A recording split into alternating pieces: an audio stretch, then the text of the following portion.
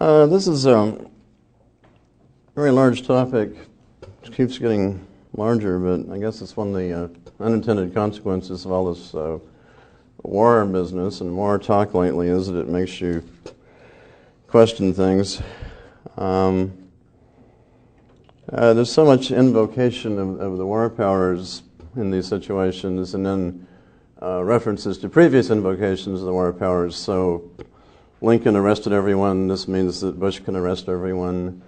And all the bad precedents from the past are said to be part of some body of doctrine or folklore or something on which we can now act. When the basic concepts are never really, well, it's very hard to find them set out in any way that's very satisfactory. So there's a lot at stake. One of the rhetorical devices that's come into play recently, too, in the last couple of years, is if someone complains about the Patriot Act or Patriot Act 4 or whatever number they're up to, and say, well, you know, the Bill of Rights isn't a suicide pact. Well, I suppose not. It seems to be a Bill of Rights on the face of it. But on their own theory of the relationship between peoples and states, then apparently having the Constitution with this vague, intrusive notion of war powers somehow hidden in the penumbras and emanations of it, we already have a suicide pact. It's called the system we live under. Because at some point they invoke this notion of war powers and your dog isn't safe, your house isn't safe, nothing is actually safe provided the proper authorities in some proper fashion decide there's an emergency and the destruction of your dog or your house is essential to the addressing this emergency. And sometimes reading people with whom we don't agree is very useful. So I've been reading Professor Robert F. Turner, who's a practitioner of something called national security law. Sounds like a rather odd discipline. Writing recently in the Harvard Journal of Law and Public Policy, which is sort of a front, I think, for the Federalist Society, saying that, well, people that argue against the Gulf of Tonkin resolution or the grant of power, whatever it may have been, to President Bush more recently, go around saying that you shouldn't be giving the president a blank check. And he says, well, would they rather have a declaration of war? And he says, after all, what is a declaration of war but a blank check? Now, that's a very interesting point. Precisely, a declaration of war under existing notions is a blank check. And it follows that if we don't want blank checks drawn on the public liberty and on civil society, we might want to investigate the whole matter a little further, especially with so many wars on offer and so many wars and rumors of wars. Now, do war powers concretely exist? Well, that's an interesting question. I don't know. There are people with guns and they're organized and they will come around and do X, Y, and Z if they want to. Whether they have a very good reason to do this or there's a very good doctrine behind it is the sort of thing that interests me. As Jeff Tucker said recently when he and I were discussing this, he says, why don't they just go around invoking the murder power or the theft power when they do these various things? It won't make as much sense on the face of it. Now, I've got a lot of supporting quotes I may not get to, probably won't be able to. But J. Allen Smith, who was sometimes sort of a Jeffersonian thinker, wrote in 1930, quote, by the unchecked act of the government, the country may be placed in a state of war. Constitutional restraints upon government authority are then relaxed or entirely suspended. The government as such becomes for all practical purposes supreme. Now this is just too good a deal for the government. You know, you tell them in effect, well, if you get a war, then you have a lot more power and you can suspend the Constitution. And then they also know from practice that they can go out and find a war pretty easily. Wouldn't you think to be a moral hazard? Might they not be tempted once in a while to find a war for the purpose of increasing their power, thus proving what Thomas Paine said, that taxes weren't got up so much to support wars as wars were got up to support taxes. Okay, so in looking for this whole notion of war power, I went to FindLaw, which is interesting website. You type in some legal concept and they will tell you all sorts of things about it. I think it's just .com. So I went to Find Law and printed out 4 or 5 pages, and their summary is, well, some people think there are war powers. Okay, now this is plural. And then they anchor these somewhere in various clauses of the Constitution where it says Congress has power to raise an army, various things like that are mentioned, or Congress can discipline the militia. And they add up those little clauses, and the president being commander-in-chief, and they anchor war powers, plural, and then maybe the more abstract notion of the war power in the Constitution. I'm not sure this works, but that's what some people do. Now, the other people, so they're anchoring this in the Constitution. Other people prefer to deduce the war power, which we will now just say TWP, the war power. They like to deduce it from abstract theories of sovereignty. And they say, well, after all, the United States appear to be, well, it was plural, wasn't it? Well, it used to be plural. Anyway, the United States appears to be sovereign internationally, and it's in the nature of any sovereign state to have power to do X, Y, and Z. And so they deduce the war power from the fact of sovereignty. Some of the writers used to deduce this from the idea of the state, but this is a bit Germanic and Hegelian. It's no longer fashionable to talk about the idea in quite this way, except, of course, that it's coming back in various neoconservative circles in a way. So you deduce the war power from sovereignty, which, of course, is one reason that my second talk will be on sovereignty later in the week. John Marshall liked to do this. He would get a case, can the United States Congress charter a bank? And he would say, well, it's inherent in the nature of sovereignty to be able to set up a corporation. Nothing is mentioned in the Constitution, but it's just inherent somehow, the fact that you set up a government, it suddenly acquires all of this lustrous sovereignty, and you deduce things. And John Taylor of Caroline wrote a whole book denouncing Marshall's style of reasoning and deductions from theories of sovereignty. And in a way, Taylor had a pretty good argument, but nobody reads him. Okay, so there's a couple of ways that they have arrived at this, but what is the scope of the war power, or these war powers? No one seems to know. Essentially, it seems to be after-the-fact rationalization for whatever we just did. We just did this, and the war powers justify it. But this is like everything else, where you're discussing the relationships of states and civil society.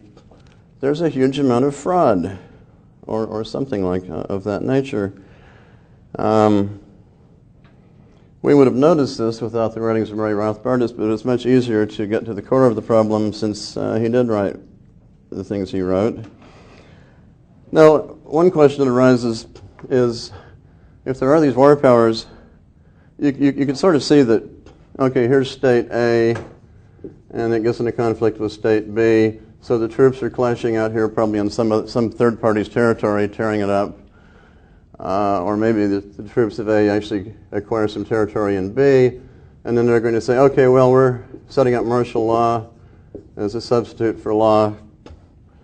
It's odd that it should even be called law. But nonetheless, they've got their army there, and they're pretending to be doing something legal.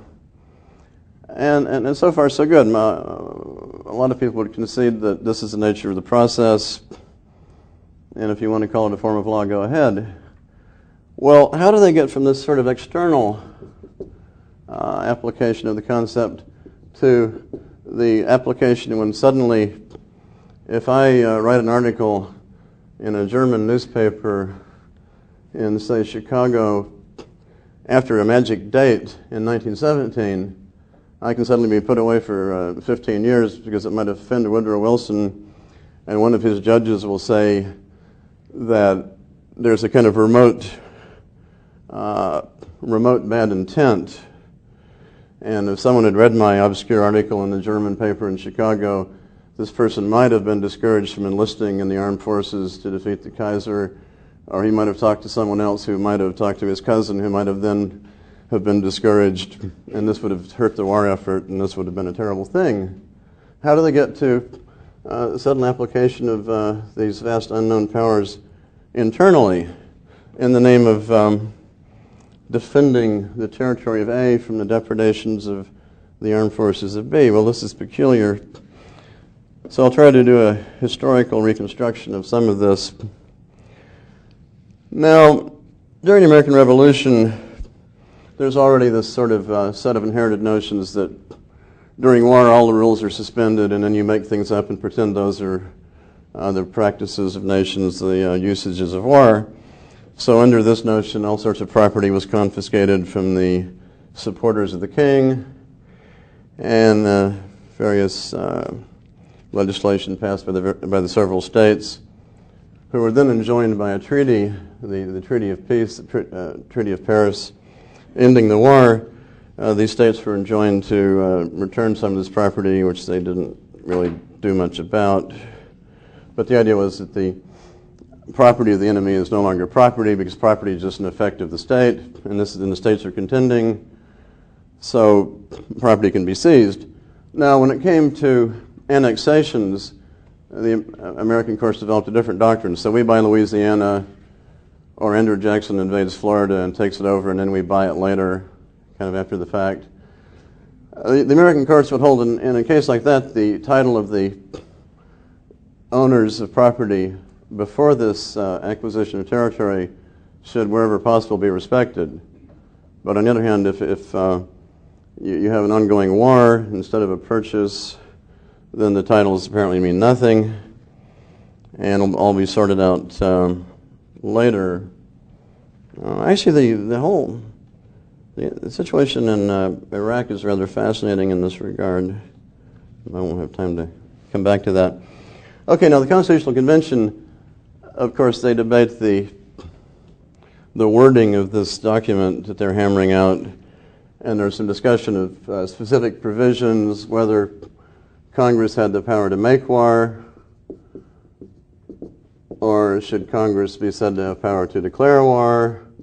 And there's some interesting argument among the legalists and lawyers about what difference this might make, and so on, and the relative distribution of powers between the president to try to get us in a war and Congress to confirm that, or to restrain the president, and so on.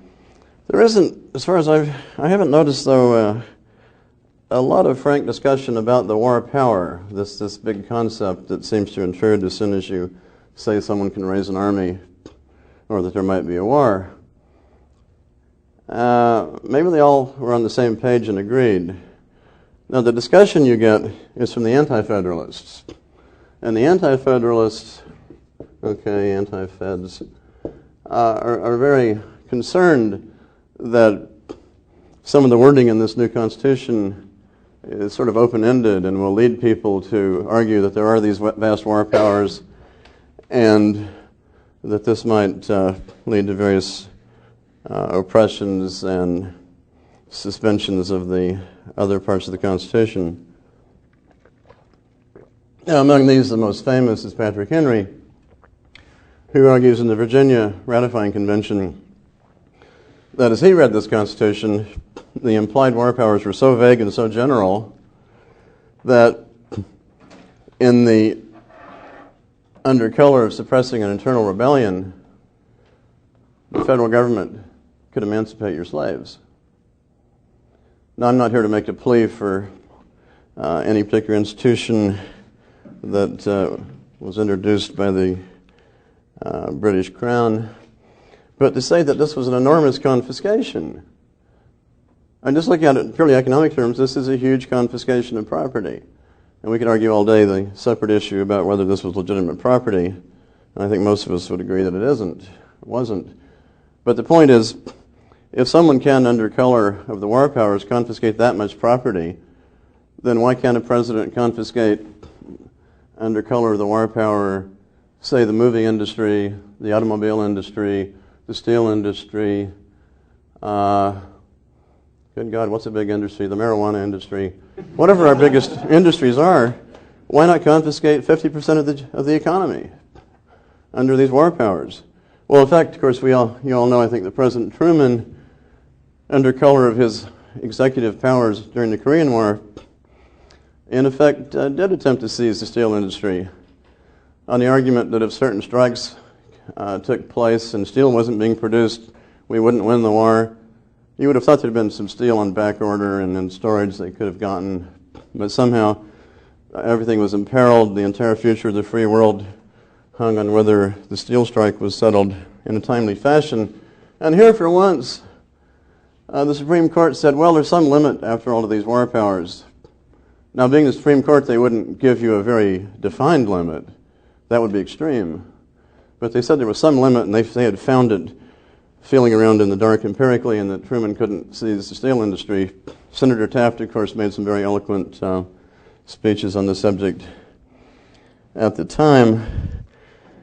So now we've got this claim on the part of Patrick Henry that under this idea of war power, which can be easily read into the provisions of the Constitution or deduced from theories of national sovereignty if you in fact believe that a new sovereign comes into being with the new Constitution. Having put this idea out that huge confiscations were possible, we of course see this put into practice in 1863. In the meantime, it's been used as a threat by one of my favorite people, John Quincy Adams.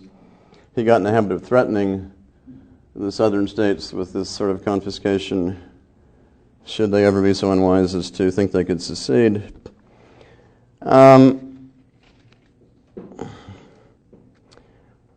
Randolph of Roanoke, an interesting congressman, has some interesting things to say. In one of his speeches on a road bill, somebody wanted to build roads. It doesn't seem to say in the Constitution that Congress has power to go around building roads. Okay. And so Randolph, in one of his famous diatribes in the appendix, you find this in Russell Kirk's book on John Randolph of Roanoke, Randolph calls this a vagrant power, kind of an allusion to the English poor law. And he says this is a vagrant power seeking settlement under the war-making power. So the proponents of the mercantilist road-building project said, well, we might have a war one day, and if you had a war, then you'd need to move the troops. And if you had to move the troops, you'd want a better road. Therefore, under the war power, you can build the road. Okay, well, that's an interesting chain of reasoning. And he says, well, under this war power, sir, what may we not do? Quarter troops upon you. Burn your house, sir, or mine. Burn your own ships and your navy yards if the enemy may not have the pleasure of doing it. So Randolph at least sort of saw the logic of it. And then he said further, when he considered this war-making power and the money-raising power and suffered himself to reflect on the length to which they go, he felt ready to acknowledge that in yielding these, the states have yielded everything. In other words, the Constitution was a mistake if this was the proper way of reading it. Okay. Now, there's some discussion of this at the time of the Mexican War.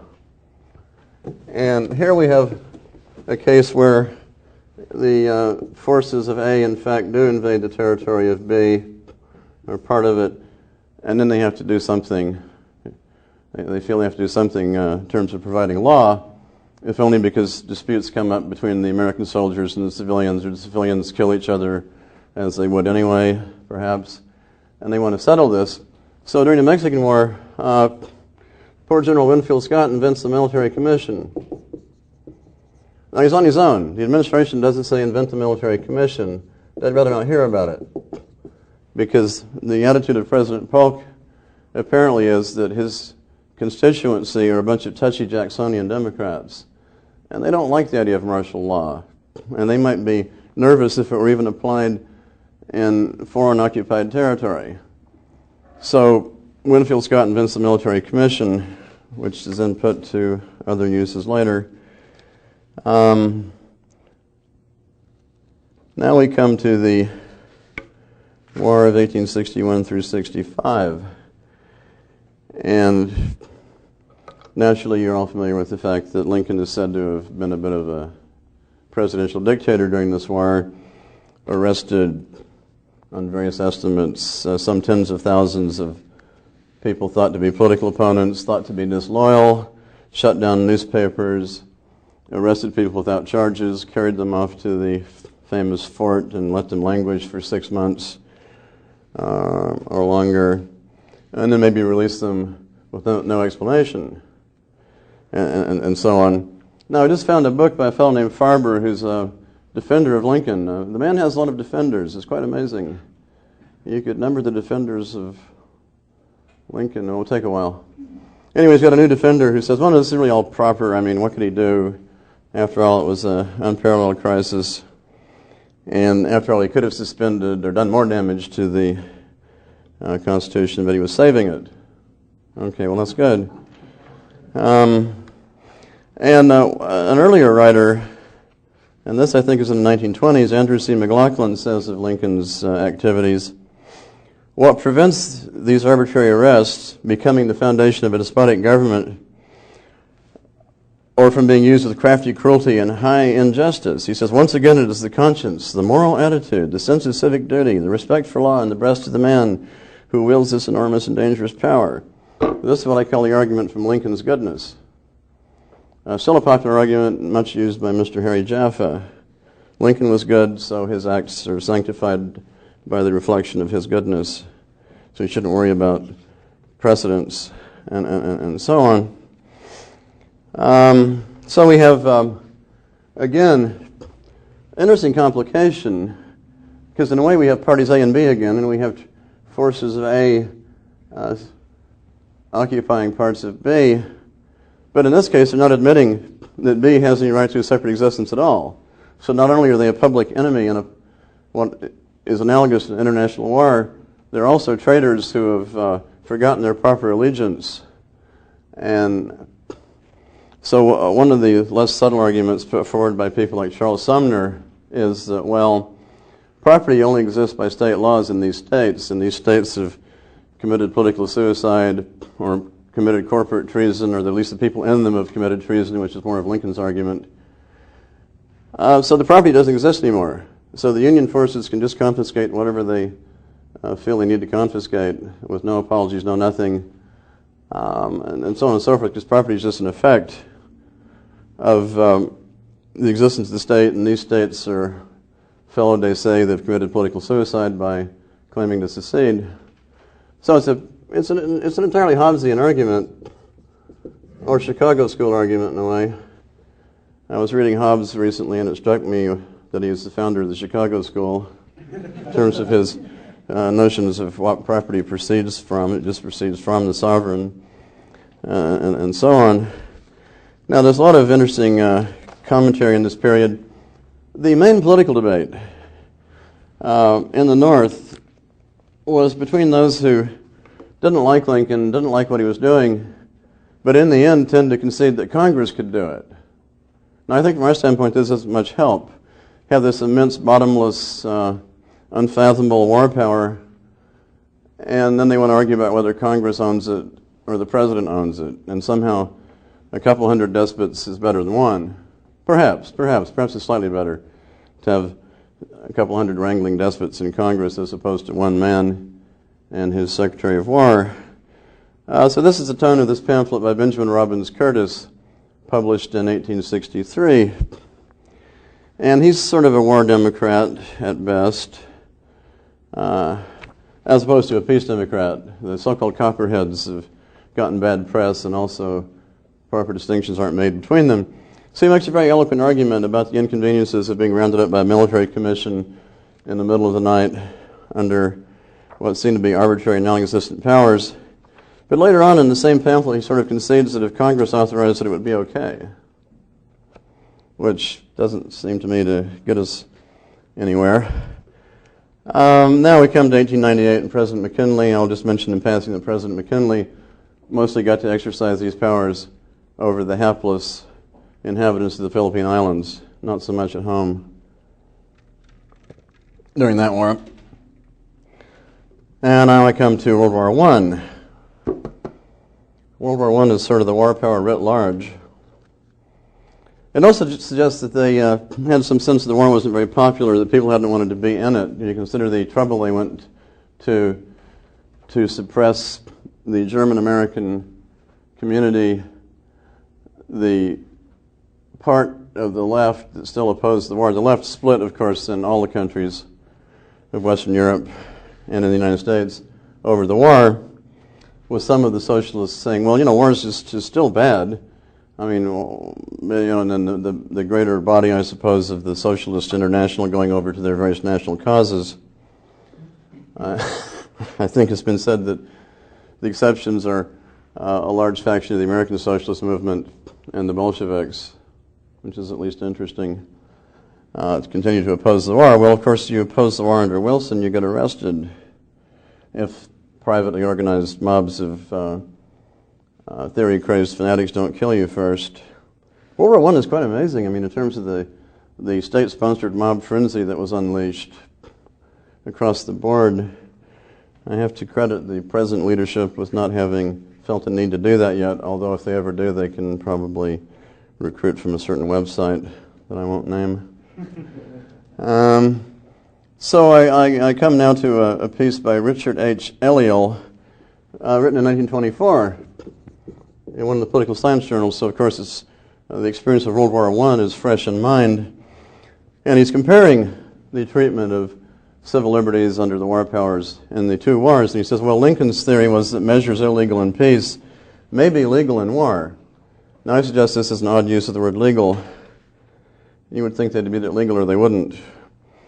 And he says, well, but under Lincoln there's no theory. There's just expedient suppression of people he think are dangerous.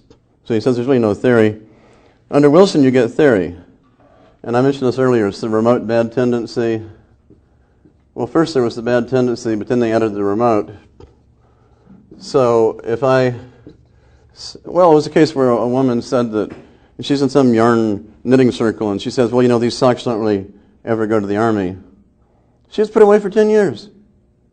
Why, this would undermine the war effort. If people thought that the socks that were being knitted out there by the general public weren't going to the army, well, this would just cripple the war effort and would be conquered by the Kaiser. And there's just innumerable absurdities. And then some of these cases actually get into the courts. And then we have the luminous Justice Holmes developing this great civil libertarian theory that your speech should be protected provided it was inconsequential. So he had a few contemptible radicals, and he said, oh, this pamphlet of theirs wouldn't have influenced anybody. It's a silly pamphlet. I think it was Ronald Radosh's uncle had something to do with that. And so he has this idea that, well, if the speech is contemptibly ineffective, then you can permit it. And it's sort of a clear and present danger. But if somebody might have actually been influenced by the pamphlet, why then the guy should be put away forever. Well, oddly enough, they're construing an amendment that says Congress shall make no law. It doesn't talk about rights. The amendment in question simply says Congress shall make no law. Evidently, this is too abstruse. This is too complicated a notion to actually think that might mean Congress shall make no law. It will still leave the states, the various states, free to suppress people under their sort of moronic criminal syndicalism laws and so on that you had in the period. There's still plenty of room for suppression. It just doesn't appear that Congress could do it constitutionally. Now, William Dunning, the great historian of political thought, was a bit complacent too about Woodrow's wartime dictatorship. And he says, quote, this is Dunning, President Wilson's authority actually exercised, surpassed in variety and scope, the wildest dreams of 1861 through 65. He had almost unrestricted control not only of the entire manpower of the nation, but also its commerce, industry, finance, and transportation. Even the food and health of the people were subject to his supreme regulation. And yet Dunning can then write, our latest war, with all its complexities, had no political prisoners. Well, what was he doing in those years? Things with no political prisoners. No prisoners of state, no military arrests, no suspensions of habeas corpus. And he says finally, the spirit and record of the Wilson administration must give much satisfaction to those who seek an abiding reign of law. Oh, great. The mere fact that Congress is in charge of the suppression and delegating powers to Wilson under statutes that may or may not be a good idea or constitutional solves the problem. So you're no longer arrested arbitrarily by Secretary Seward. You get to go to court. And the courts are utterly useless. The courts put you away. That's what they feel their job is during a war. They claim it's a political question or whatever. Now, by contrast, Robert Nisbet, writing more recently, said that, quote, "The blunt fact is that under Wilson, America was introduced to the war state, and it was introduced also to what would later be known as the total or totalitarian state," which I think is a fair summary. Now, in terms of this general problem, then, we see something similar with each war. Now, the only thing that seems to make any difference is the practical judgment of the people in power, how much suppression they need to undertake. Now, you don't see a large amount of suppression during World War II. I think this, frankly, is because people remember World War I. They knew what could happen. So you have the trial of some Trotskyites who didn't like being allied with Uncle Joe Stalin at the time. You have a sedition trial of 40 or so isolationists and alleged fascists they rounded up. Not a particularly successful trial, but it did waste some time for these people. So there's a mild suppression of the isolationist pre-war opposition, and then there's the whole incarceration of the entire Japanese American community. No small thing. But I suppose by World War I standards, it isn't quite as oppressive in World War II. And so on down the line, it becomes a function of the practical judgment of the people in power. So during the Vietnam War, they either couldn't or thought it would be counterproductive to suppress speech as much as they might have wanted to. This was an era in which, of course, National Review was calling for a declaration of war precisely so that the vast array of the war powers could come into play, which arguably, since the war was sort of murky, undeclared or something, was not quite the case. So National Review wanted a declaration so that everyone could be arrested. I won't mention certain websites that currently take this similar position on these matters in the present. Now, one British authority writes about this general problem of wars and declarations in 1908. Governments are not loath to have the definition of what constitutes war shrouded in mystery, particularly those possessing a parliamentary form of government, for the decision to make war is hedged about with formalities and special requirements, and governments have in the past and are likely in the future to find it convenient to resort to measures of war while maintaining that no war exists. But now we know the converse is true. Governments will like to say there's a war when there isn't much evidence that there's a war in some traditional sense, and so forth. And this, again, is tied intimately to this whole problem of sovereignty, on which I will quote Jacques Maritain, who says, this is in 1950, "To the extent that the sovereign state succeeds in its efforts, to be fully sovereign, the unaccountability of the supreme decisions by which the body politic is committed has a clear meaning. It means that in actual fact that the people will pay for the decisions made by the state in the name of their sovereignty."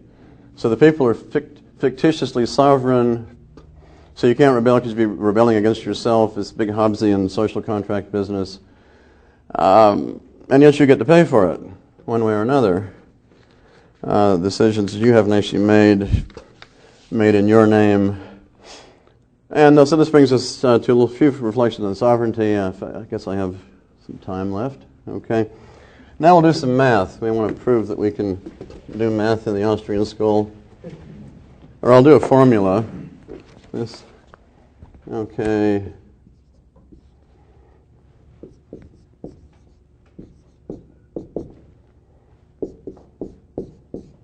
Okay.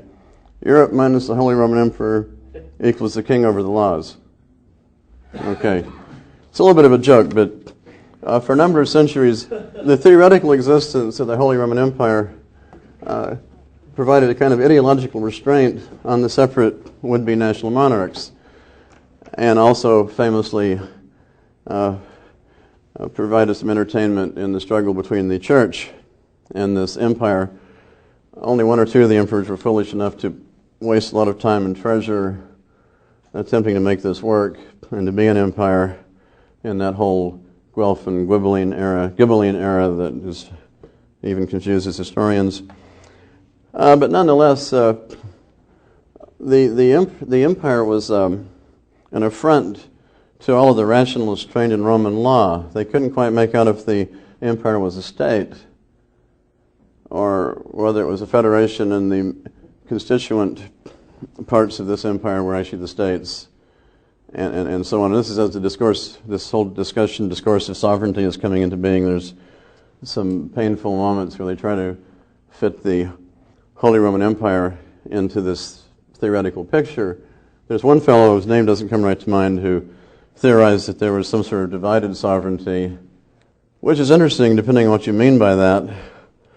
In a way anticipates James Madison's theories, but I'd just as soon not think about them. I don't think Madison provided much clarity in the discussion. Now, according to C.H. Mckinley, who's one of the more interesting writers on these subjects, we find in Rome the first actual sovereign. But he regrets that the Romans didn't actually come up with a theory of this sovereignty. They would talk about things like dominium and so forth, never actually theorized sovereignty with the same ability with which they could theorize specific rules of law. And Dr. Reckel has already talked about the relative sovereignties of Western Europe. And you also have, as part of this, you have sort of conflicting jurisdictions. So that sometimes you'll have this guy, and he's a vassal of that guy, but only with respect to some piece of territory here. And then sometimes it's reversed, where then this fellow is the vassal of that fellow with respect to some other piece of land. It's all very complicated. Drives the modern scholars quite mad. And yet it worked after a fashion. So in a way you have a lot of overlapping jurisdictions. The idea of sovereignty as such hasn't really come into being in the Middle Ages, so to speak. Bertrand de Jouvenel, of course, has a book on this called Sovereignty, which I'll talk more about next time. Points out that at best these territorial monarchs had what might be called a superiority. And this meant that, okay, the king had more land, he had wider possessions, he had more prestige. He didn't necessarily have a claim to the last farthing or even the first farthing of someone who was a vassal of his. He might have some right to ask this fellow to send some knights to fight in some particular affair he had going on, some particular struggle, which the guy would then do if he didn't have some other obligation that intervened. And in general, the king was, there were periods when the king was supposed to live on his own. That is, the king is supposed to live on the rent and produce of his estates as a landowner, not just go extracting property from other people. He has not achieved the monopoly of protection that Hans Hoppe talks about. He's not achieved that. He has not become the expropriating property protector, to use that paradoxical phrase. Okay, now, so you have this interesting period of competing jurisdictions, overlapping jurisdictions. And through much of this period, the political language is shaped by Cicero, Augustine's adaptation of Cicero, and with the Renaissance, you get Aristotelian language brought in that brings more precision, maybe, to the writings of the civilians. Okay, you have civilians who do civil law, which is basically Roman law as interpreted in this period. And then you have the canonists who are doing canon law. And of course, they all read each other's writings. At a later stage, as the philosophers get into the picture, and they read the civilians and so on. And then the later civilians read the philosophers, and you get this interesting kind of cross-fertilization between law and philosophy, which is all very complicated. I can recommend the book by Brian Tierney, The Idea of Natural Rights, and also this Natural Rights Theories by Richard Tuck shed some light on this. Now, a number of things are happening that contribute to our problem, and I'll try to be a little quicker. One is that a law of corporations develops. Okay, the universitas, okay, or corporatio. Well, there's a lot of these about, because there's all these orders in the church, and there's lay orders, there's guilds. there's all sorts of associations. And the civilians and canonists have to think up legal categories for these, and they have to find out if they think about whether these have legal personality. And then, of course, the problem comes up, well, how does that happen? So here's this organization, it's got people in it, and it's got some sort of corporate existence. Does this arise from the people? And you begin to have a whole sort of discussion that, on the broader level, is like the discussion of conciliarism. Should there be regular church councils that have some say about policy as opposed to the papal monarchy? And so you begin to have an opening wedge for, among other things, sort of Republican theory, or the idea that the people in these organizations have some say about what's being done. They're not just merely included as sort of inert members, and the personality is separate, but somehow embodied in the top officers of this outfit. So what happens fairly quickly, or not quickly, but over time, what happens is that this notion of corporation and legal personality is appropriated by the state. Except then the state, advocates of the state or the king in his realm will say that, well, of course, you don't worry about representation and so on. It's just, as a point of fact, everyone is in my corporate body, and you have to, comply with certain policies, or you're in the wrong. Okay, so this is one thread, is this corporation theory. Another thing is the revival towards the late Middle Ages of the notion that you have some sort of duty to die for the state. Well, why would you want to do that? It's hard to say. I mean, the ancient Greeks had this idea, but at least they're talking about small city-states that are somewhat like a private association in many respects. And here I'm relying on Ernst Kantorowicz, who points out that in Greece the quasi-deification of war heroes was fully developed by the 5th century BC. And if we didn't know from Kantorowicz, we'd hear a lot about it from Victor Davis Hansen, one of the websites I don't like to mention. We'd hear about that.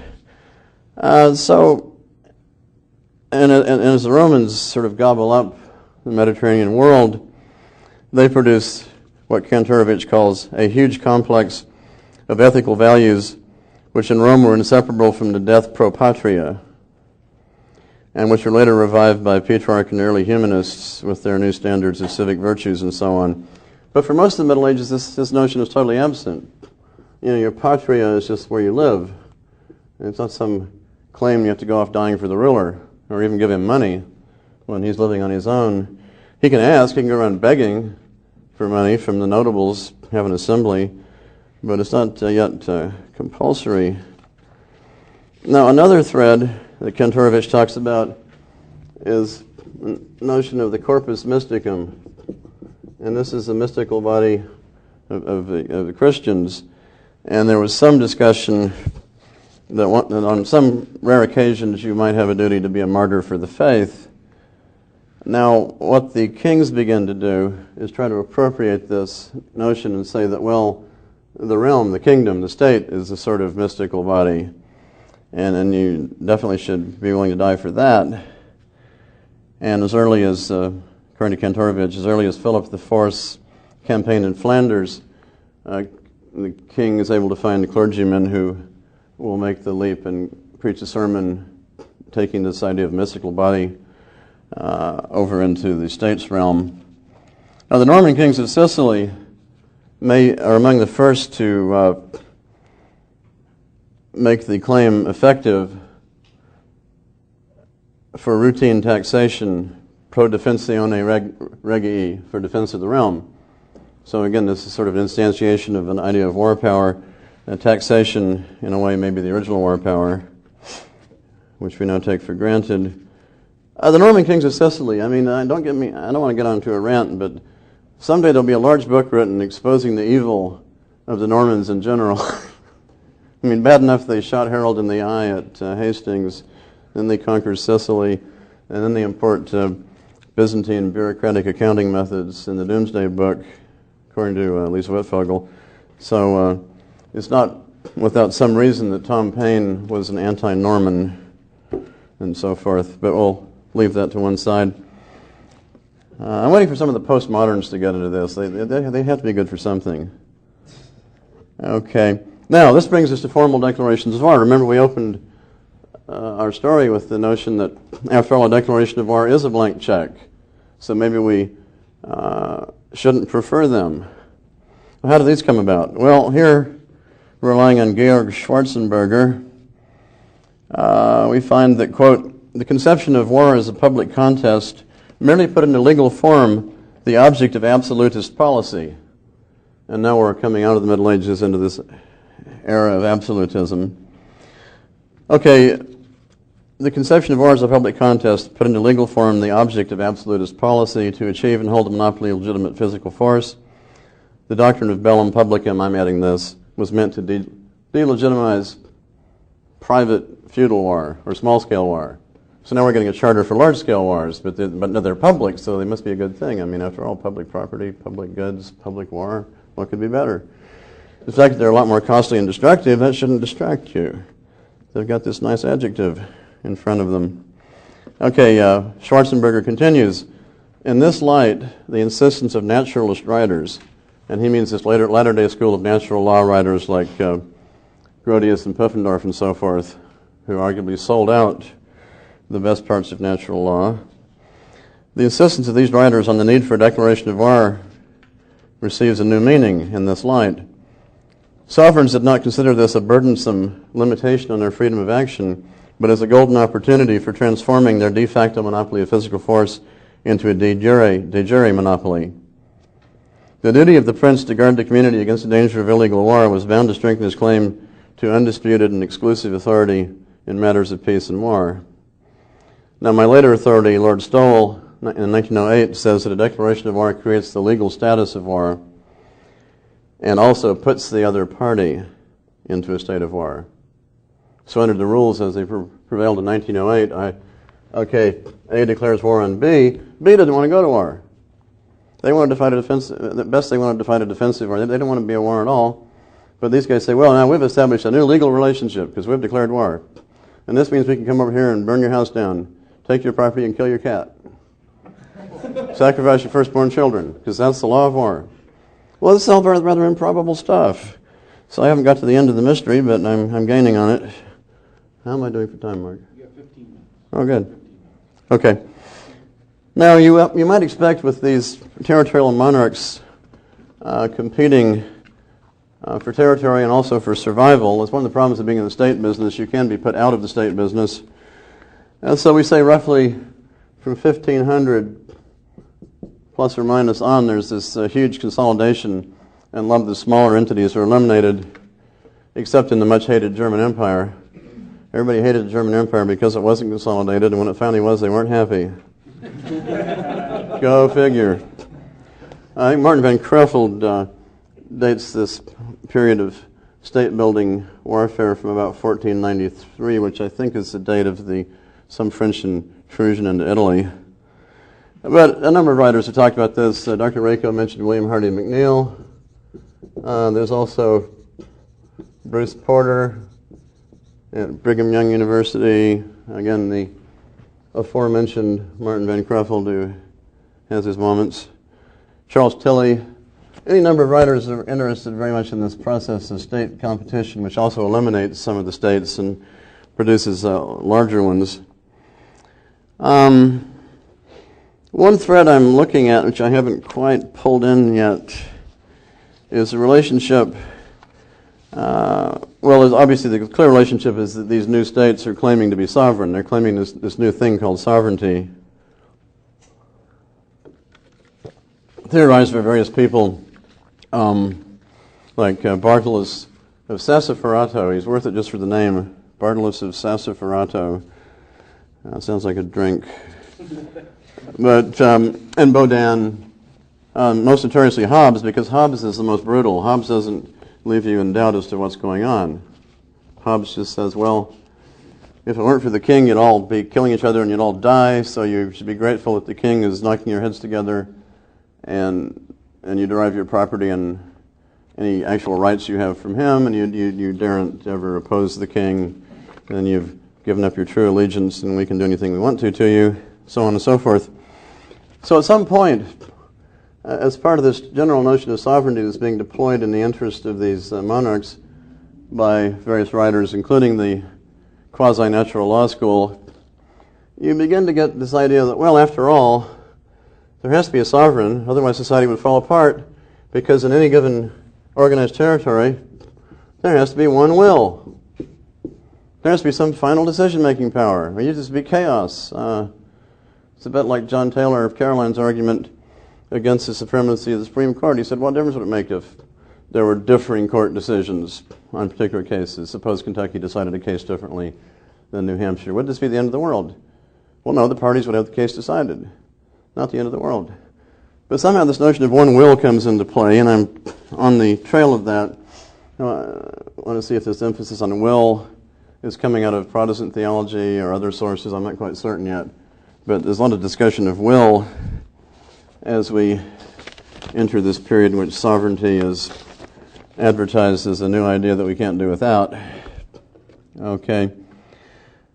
Well, I've already said that the later natural law writers, even some of the Spaniards aren't perfect on this, but Grotius, Pufendorf, Vattel are giving away half the ballgame because they want to be relevant.